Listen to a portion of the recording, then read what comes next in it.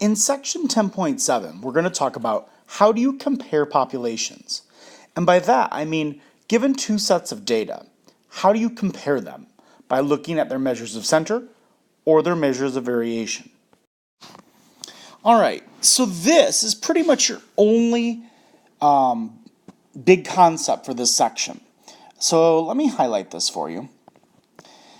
If you remember that we use mean and MAD, mean absolute deviation, when you talk about symmetric distributions. When the distributions are not symmetric, when they're skewed, we're going to use median and interquartile range because we don't have an outlier. So here's what happens. When we compare two populations, use the mean and the MAD when both, keyword both, if one of them is skewed, we use the median and the IQR. So if both sets of data or distributions are symmetric, we must use mean and MAD. We need to use median and IQR when either or both distributions are skewed. So one of them or the other or both are skewed. That's when we use median and IQR. So here's our example. The double dot plot shows the time that each candidate in a debate spent answering each of the 15 questions. So here's what we're going to look at. Let's just take a look at the data. This first blue dot chart is candidate A. The second dot plot is candidate B. Now you will see that they're both symmetric. So they are both symmetric. That's important. Because they are both symmetric, we're going to use the mean and the MAD. So the mean, if we found the mean of both, the mean of candidate A would be 84 seconds, and this one is 58. The MAD is 16, approximately 16. And the MAD here is also approximately 16, mean absolute deviation. So now we need to compare them. We just need to write a sentence. So the sentence we're going to write is this.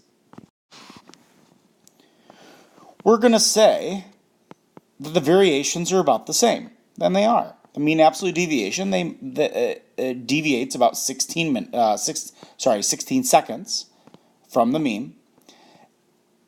But candidate A has a greater mean time. So what would that mean? That means that candidate A takes a little bit longer to answer questions in a debate. And that's what you'd say. So whenever you have to compare a population or compare the measures of center and variation, we just write in a sentence what it means in the context of the problem. All right, now this is the hard part. This is the part that students struggle with at times. So we have to express the difference in the measures of center as a multiple of each measure of variation. So here's what it's asking. We take our information from above.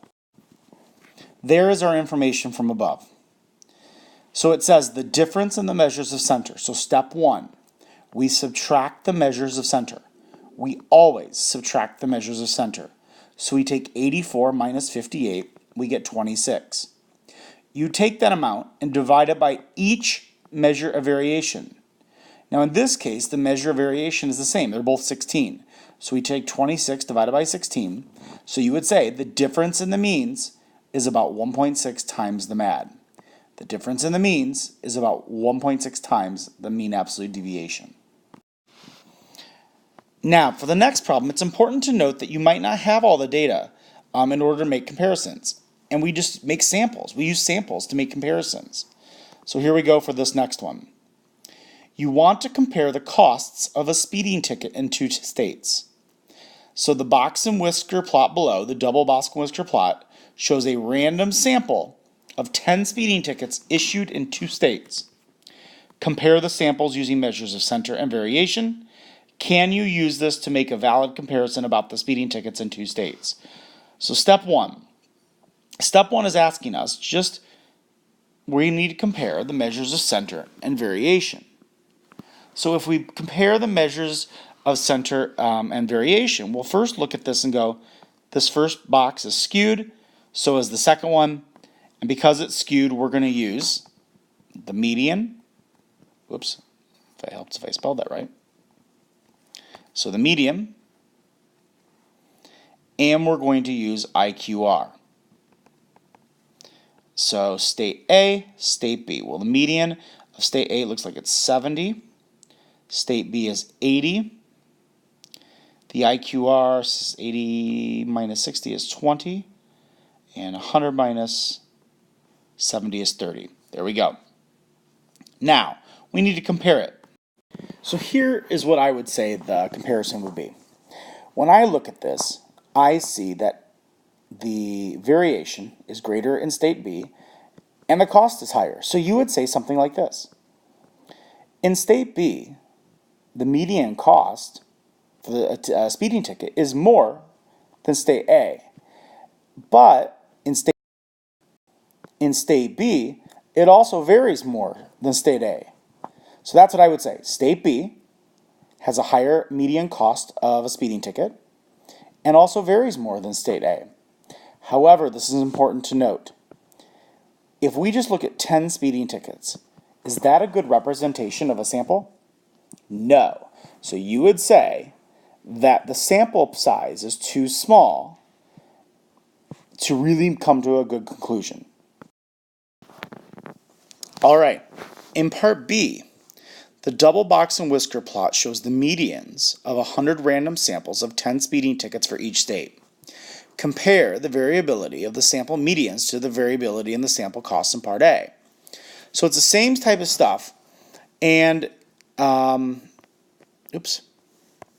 see that that's skewed. So we're still going to use medians. But the median in this case looks like about 65 for state A, and state B is 80. Now the IQR of each is 10. So here's what it wants us to do. Compare the variability. So we're going to compare IQRs.